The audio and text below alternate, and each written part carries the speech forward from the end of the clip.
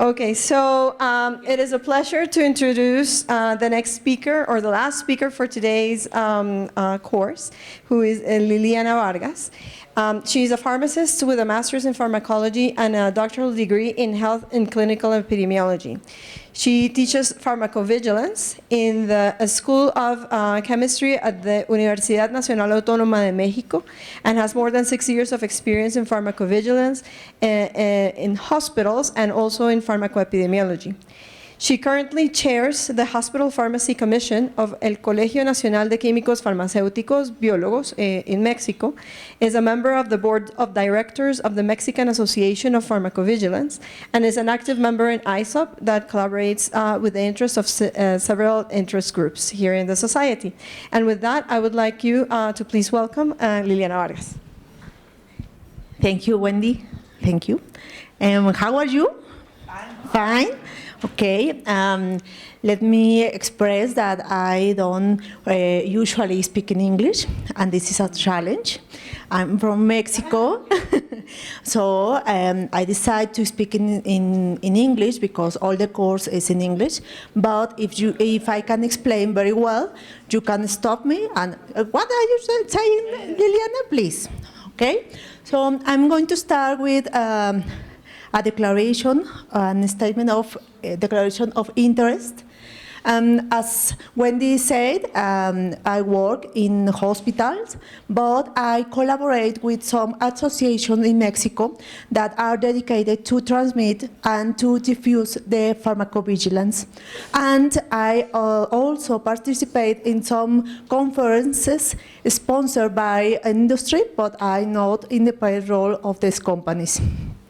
I want to say thank you for the invitation to ISOP committee, because it is important for me and for the colleagues from Mexican team. Where is Isabel, Fer, Francisco? Okay. Natalia is from Mexico. Yes. So. Who is from hospitals here? Okay. So the others assistants are from industry? Industry. Okay. So we are going to talk about something special that is coming in hospitals, and I expect that everybody understand that. All the professional care, the health professional team are working for patients. And everybody, even if now are not in a hospital, could be a patient. I think that we have 3 hours for my presentation, yes? And I have a strong agenda. I want to start with a little background, but all the topics we're going to take is from hospitals, and obviously we have challenges and opportunities. As a background, I want to present these images. These images are patients, but those patients they don't know what about adverse drug reactions. But we know that adverse drug reactions are a relevant problem in healthcare, and particularly in hospital setting. We know and consider this course because pharmacovigilance plays an important role in the rational use of medicines, of course. But in hospitals that are established to offer medical care, we have 3 important topics. The first one, there are different health professionals with different processes, with variable systems. We have a lot of things to make a mistake, to make an error.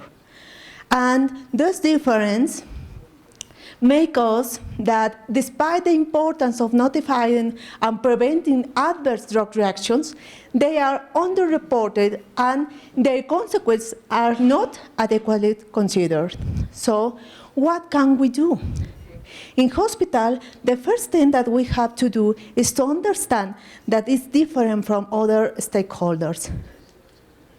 The hospital involves some professionals, healthcare professionals, that are different from other companies, for example, pharmaceutical industry. They are different. And do you think that they know what is pharmacovigilance in the hospitals? No, no. Even when we are talking about us in the morning about physicians, oh, the physicians have to report all the adverse drug reactions. Really? As in my experience, we have noted that physicians don't know about adverse drug reactions. Or even the more frequently answer is they are normal. Mm-hmm.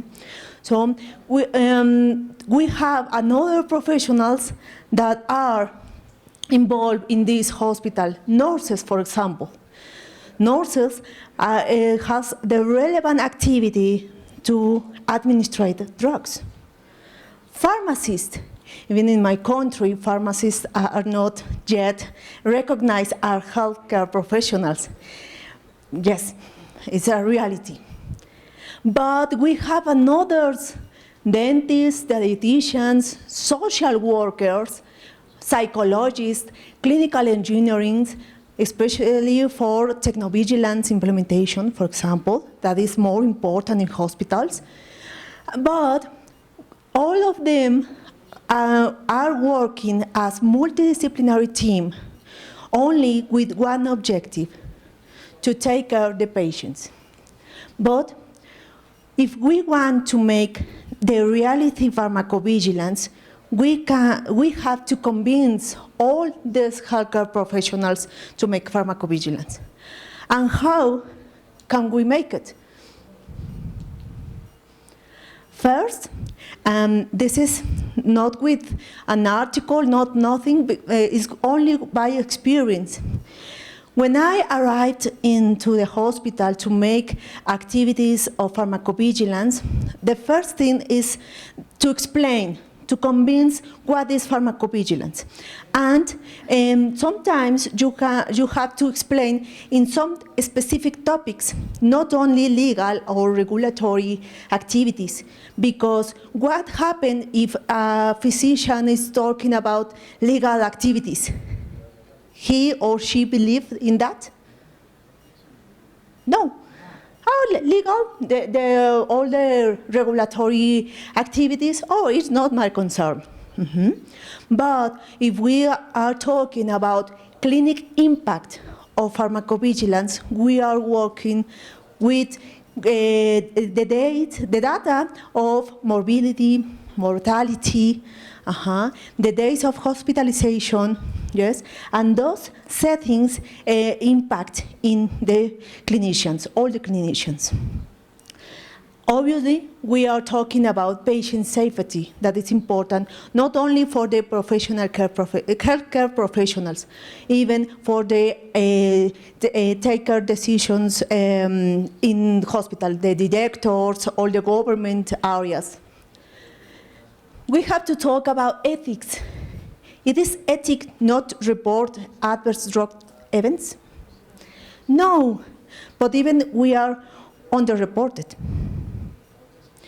But if we start to talk, is it ethics to know about the security, about the risk of the drugs? And it is ethics that the patient have to know about the risk.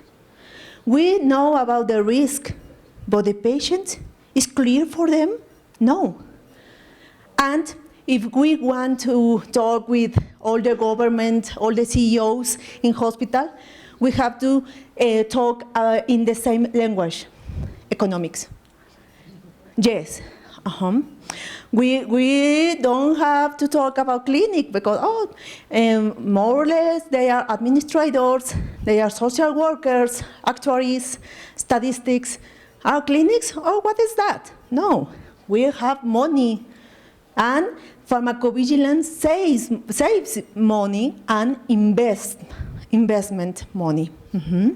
So to show the importance of pharmacovigilance in hospitals, we have to clarify all these concepts in all these areas. And I know that you have a tattoo of these 4 activities, I know, but in hospital it's clear that we have to prevent, because the literature and the experience have demonstrated us that we are able to prevent adverse drugs events. And I clarify events because we don't have yet the causality assessment. But we have a lot of problems in hospitals, and we have to understand that any drug-related problem we are watching in the hospitals. So, how do you think that these 4 activities are clear for all healthcare professionals? Only by explanation, by a course? No. We start to convince daily, inside, like we say, with them working together. Not in an office like in the morning said, because even you expect a report, you get fat because you are waiting only, okay? So you have to work around the hospital to make a difference in pharmacovigilance. We are talking about passive pharmacovigilance, and this is necessary for all the aspects in all health systems. But we are moving to active, and active is not going to replace passive pharmacovigilance, never. And we were talking about, if you don't notify the adverse events, I'm going to look for them in the hospitals. No, you have to be convinced to report, and there are another methodologies to search and to increase the reports, but never active is going to replace passive. It's clear that in hospital we expect that everybody, like a dream, report. Yes? So we have to convince. And why is important active pharmacovigilance? Because passive have peculiarities in the reporting. First, only report severity of events, only the severe, only the impact, only the events where the patient is dying or is in intensive care, yes, or is with a sentinel event, like is the event or the reaction that probably caused death. The type of drugs, we have an idea in hospitals that only the new drugs are specifically to monitoring, not the all. Different perceptions about pharmacovigilance. The first thing that a healthcare professional thinks when earn pharmacovigilance is, you are watching me, not the drug. You are watching me, my process, my prescription, and that's not good. And the most important here, and I want to remark, attitudes toward adverse drug events. The first attitude in a hospital is that everything is normal. And the second, I don't have time. So, the key points to make active pharmacovigilance in hospitals is obviously it's knowledge, but it is more important even attitudes. We are working on moving from passive to active because active supplement to spontaneous report system use electronic hospital information system as a good tool to research information. In the morning, we were talking about this health electronic system. And I talked with Wendy that it's not a reality in hospitals. A lot of notes are in paper. And even when we have the opportunity to have electronic hospital information system, we have the doubt that it is real or not. Because in shadow studies, like for example, a nurse is preparing the drug, for example, but she doesn't know that someone is watching, is observing the process. So we realize that the process is not the same as right in the medical chart. So what happened? We need to validate this information. Not all is true, and not all is in electronic. In Latin America, for example, in Mexico, and we have here some good examples. We have electronic information. All the charts are in electronic yet, but we have a problem. We have that not all the package of the program was bought in the hospital, only a part. Only to make the notes of the physician, not the nurses. And all the notes of the nurses is in paper. And the lab results are in paper. You have to go to the lab to ask for them. So I'm going to ask, this kind of electronic system is useful for us? No. But what can we do? We can make active pharmacovigilance. Another thing that is important is that when we review the patient's charts, we review triggers to make easy the work in hospitals.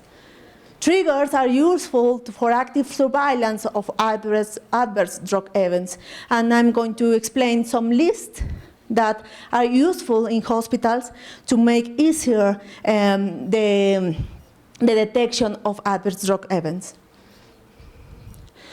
So, active pharmacovigilance, as we saw in the morning, are all active surveillance, active safety surveillance, safety monitoring, but all these definitions are taken as proactively identified risk for adverse drug events. And this is going to be disease-based, drug-based, or even setting-based.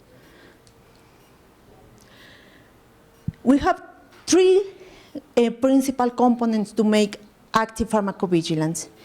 We want to conquer the world, the hospital, to convince all the healthcare professionals, but it's not possible. So we have to see the structure of the hospital. We have some hospitals that are made with a lot of buildings, and the unit of pharmacovigilance is in one floor, for example, the second floor. But I want to make active pharmacovigilance in the second building in the 14th floor, for example. If I don't have the enough human resources, it's not possible to make it. We have to evaluate if we have the structure to make active pharmacovigilance. Another aspect is functions. Pharmacovigilance in hospitals, as different from industry or from all the aspects or stakeholders, we need to make a multidisciplinary team. If you want to make only with the responsible of unit of pharmacovigilance, is going to make a mistake. You need functions, you need processes. And Obviously, as my colleague Wendy said, the data. How can we obtain the data, the significant data, the validated data from hospitals? You need to watch, not only read. Methods are important and technology, but useful technology. Active pharmacovigilance or surveillance are in hospital by follow-up during and after the treatment of the patients. And we interview the patients. We ask patients and screening patient records. But as a surprising, only 20% of active surveillance have been conducted at hospital level. How can it be possible if in hospitals we have all healthcare professionals and all patients? Where is the data? Evidence of active pharmacovigilance. In hospitals, we are using epidemiological methods, but we are with differences in methods, so we cannot replicate those results. For example, some studies use diaries for families, for parents, or for the patients. Another use all the charts of the patient, all the medical records.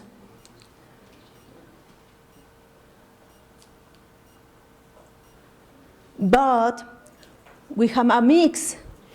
We have the interview, medical records, and we have the visit, the education programs, and the review the medical and nursing records.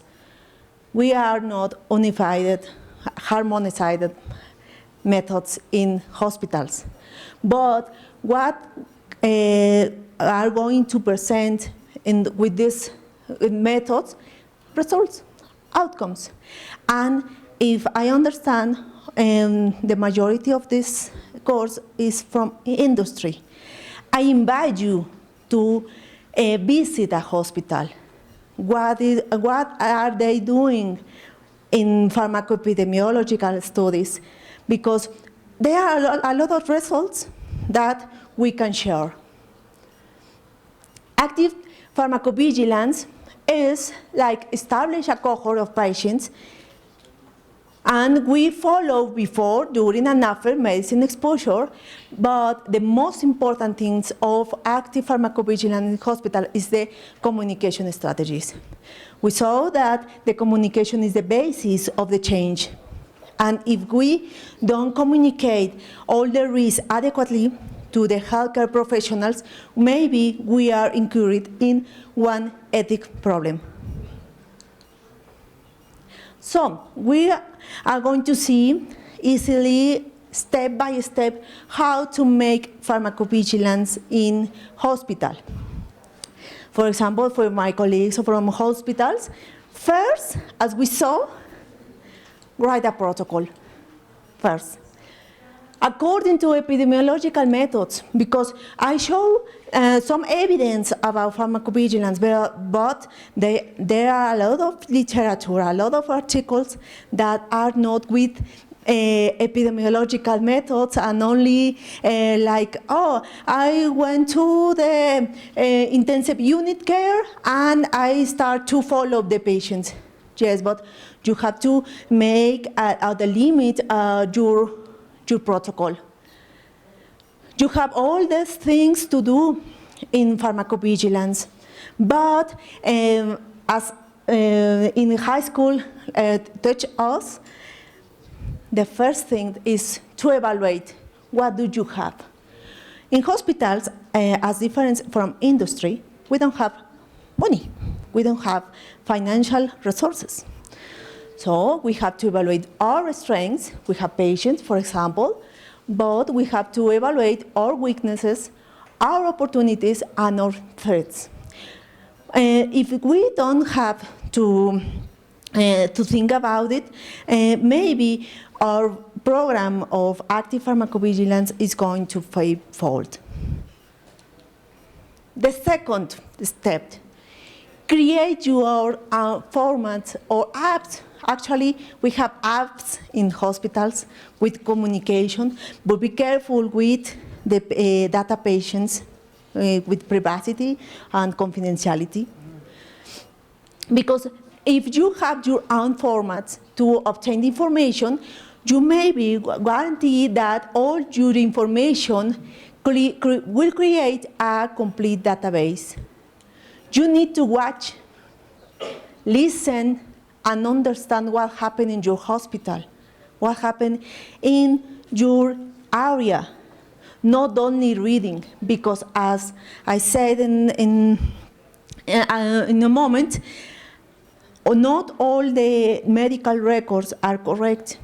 If you don't believe me, please visit a hospital and watch the emergency department, for example.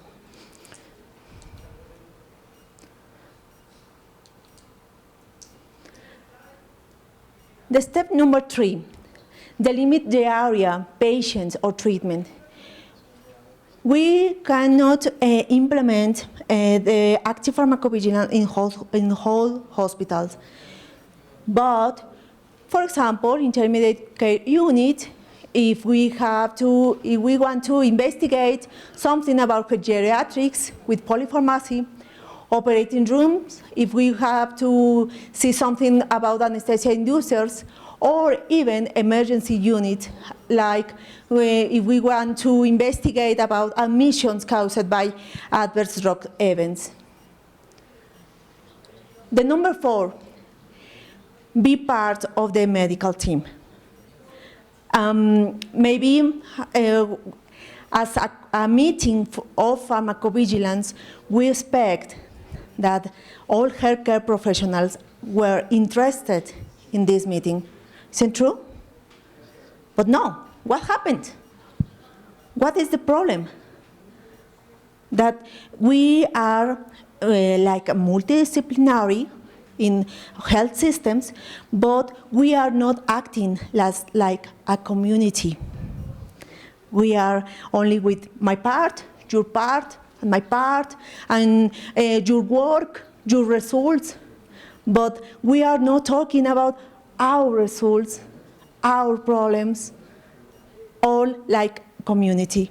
So, if we act like community pharmacovigilance, we have to educate, and we have the opportunity to follow up the patients. And as we are talking about this day, to manage drug-related risk, but the most important, to convince everybody. And I expect that in this hospital setting, active pharmacovigilance is the most important is to convince you that you have to visit all healthcare professionals, not only the pharmacist, not only the responsible of a pharmacovigilance unit, all healthcare professionals, and you have to convince them. Number 5, in hospitals, we have the opportunity, the advantage of visit patients. Can we establish an interview? But this interview is to obtain information. But in this interview, you can obtain more than drug information. You can discover all the things of the patients, the emotions of the patients. And it is important for pharmacovigilance. And if for example, the moods are taking medicines, or yes, that's important. And in an interview, you can discover it.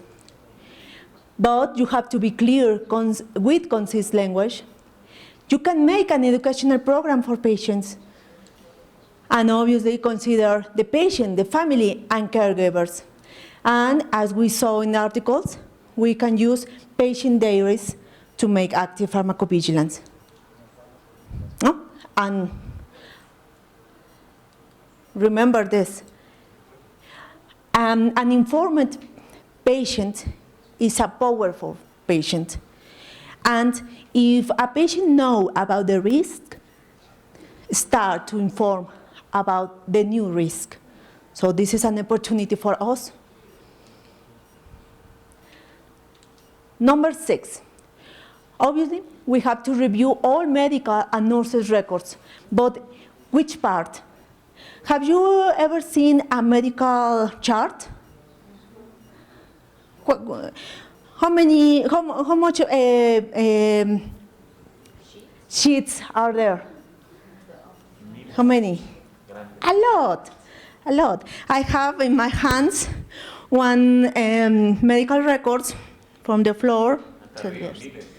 Yes. And you have to review.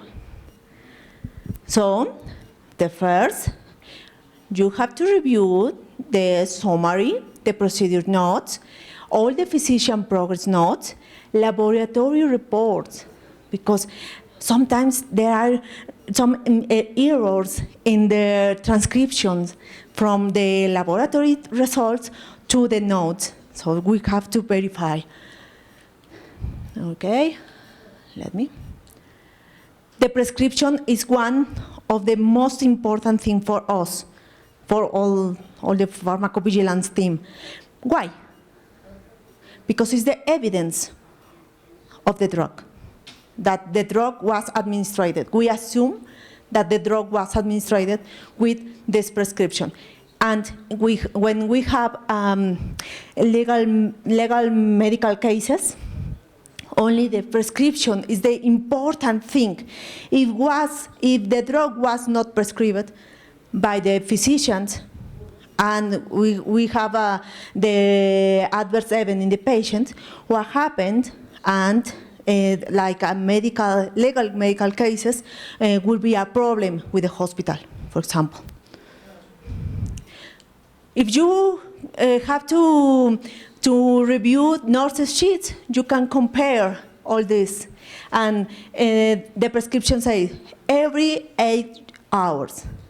And the nurse's sheet says something different, like 6 hours, like it's according to the schedule of the hospital, for example. And don't forget all these multidisciplinary progress notes. For example, palliative cares, anesthesiologists, psychologists notes that are important to see the evolution of our patients. This is something that is important in hospitals. Is almost the last step. Identify triggers. What type of adverse drug reactions would result in the administration of that drug? It's only like an alert. If you see that in the pharmacy is dispensing antihistaminics, maybe we have a hypersensitivity reaction of drug effect. Or even if you have flumazenil as a prescription, maybe it will be an oversedation with benzodiazepine, or naloxone with opioids, or you have all the labs that could be trigger for your information. It's easily. And one important thing to active pharmacovigilance is to make it easily, because in hospitals we have a lot of problems with limited resources. Here are, for example, if you have reviewed this serum glucose, maybe it could be an error with insulin, or antibiotics, or even if you have more in structure like pharmacokinetic lab, you can count the level of some drugs. Everything in the hospitals is rush, everything. So rush is like the first alert.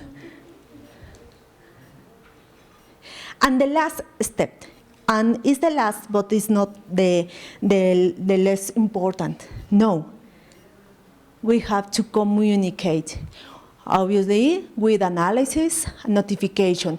And in hospitals, we have the Pharmacovigilance Committee. And this is a group that work together. And this is not only the pharmacists, they are integrated by all the healthcare professionals. And they can take decisions for hospitals. So as industry, as stakeholders of pharmacovigilance, you can visit this committee to share information. Because something that is important is communication, not only the risk, the communication about decisions. Maybe one drug is going to be left on the list of the drugs of hospital because we have a lot of errors. It's not practical for our nurses, so we have to decide continue in the hospital or down. But communication is not only, here is the risk and whatever. No. You have to have the ability to communicate, to simplify, to listen. And in hospital, have you ever seen that there are a lot of papers, sheets, murals? No. Those illustrate the risk, for example, and affirm with actions, and I think that this is more important than everything. If you only are working in the office and not visit with actions, with your notification, your report, your document is important for me, and I'm going with you to visit the patient and explain all the risk as an active pharmacovigilance. Maybe the next month, this physician, this nurse, or this healthcare professional is not going to be a part of the team because lost the confidence. As outcomes of pharmacovigilance active, we have adverse drug events frequency, severity of these adverse drug events, the preventability, sources of adverse drug events, and the incidence in the case of cohorts studies. But the most important thing, and I think that we understand with these epidemiological studies, is that we have the denominator of the adverse drug reactions, for example.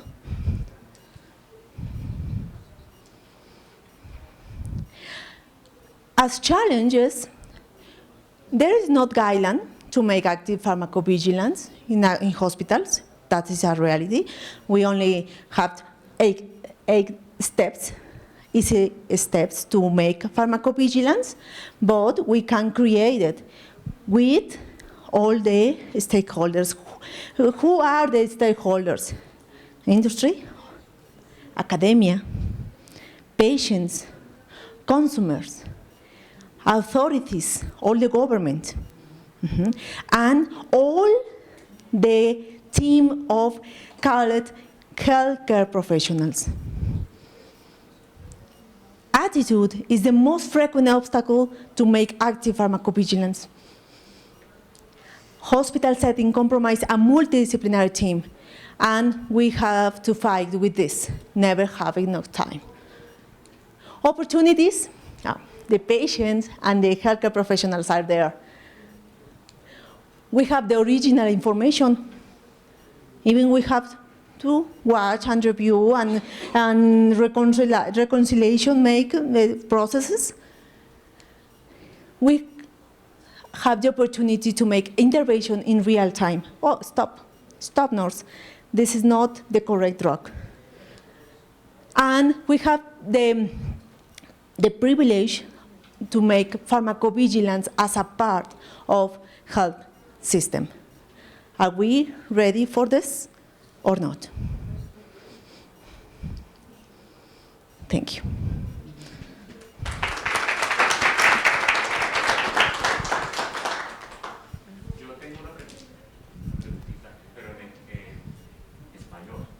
Sí, lo podemos hacer en español, pero necesitamos micrófono para que le digas al micrófono. Bueno, yo tuve una experiencia de 6 años en farmacia hospitalaria como químico farmacéutico. Ahora estoy en el lado bueno, pero para la farmacia hospitalaria es malo porque somos de regulación y control. ¿Cómo hacer para incentivar a todos los del hospital? Y pues uno dice todos los del hospital, pero uno sabe que el programa de farmacovigilancia se basa en médico, enfermera, farmacéutico, de pronto si hay un epidemiólogo, ¿sí? ¿Cómo hacer para incentivarlos? Porque está sucediendo que reportan, ¿sí? Hacen todos los pasos, notifican, socializan, y la entidad regulatoria no le responde. O sea, cuando uno está de ese lado, uno espera reportar y que por lo menos le digan la reacción adversa fue causada por esto, esto y esto. Mejoren los protocolos en esto, esto y esto. Tú vives en México. ¿Ustedes qué están haciendo que se pueda replicar acá en Colombia para tratar de incentivar la farmacovigilancia?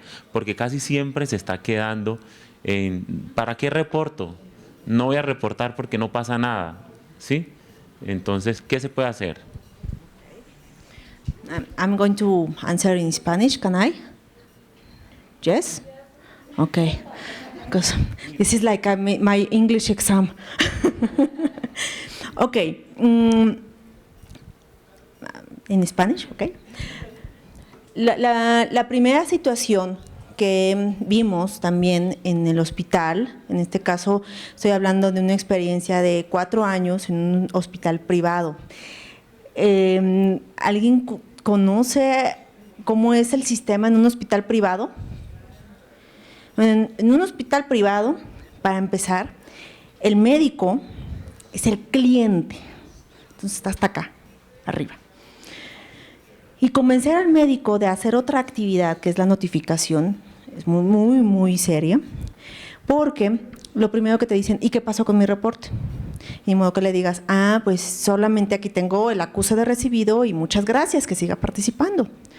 Entonces empezamos a ver esa situación y lo que hicimos fue comentarlo en el hospital con el comité de farmacovigilancia. Nosotros empezamos a mostrar pequeños resultados. Mira, ¿quién es el que más notificó? ¿No? ¿De qué valió la notificación para el comité de farmacovigilancia? ¿Alcanzó a tomarse una decisión con tu notificación? Y algunos médicos que reportaron reacciones adversas graves, los invitábamos a participar al comité. Entonces, cuando los vuelves parte de los resultados y los vuelves parte del proceso, es cuando tienes ya a ese médico, a ese profesional ganado. En el caso de enfermería, un reto es la notificación de los errores de medicación. También, bueno, mira, para empezar hay que hablar con los directores. Los directores, desgraciadamente, pues todavía estamos con un ambiente punitivo en Latinoamérica y no lo sé en otros países, pero hay un ambiente punitivo de no me digas qué pasó, sino dime quién fue. Entonces, hablar con los directores e invitar a la evaluación, esto es a través de calidad, de el error de medicación como un evento que puede ser analizado por causa raíz. Y lo invitábamos. No les mostré aquí, pero manejábamos boletines informativos mensuales de todas las notificaciones y el reconocimiento a la notificación. Pero eso es como parte interna de los hospitales. Y obviamente lo manejas con los recursos, ¿no? ¿En inglés o español?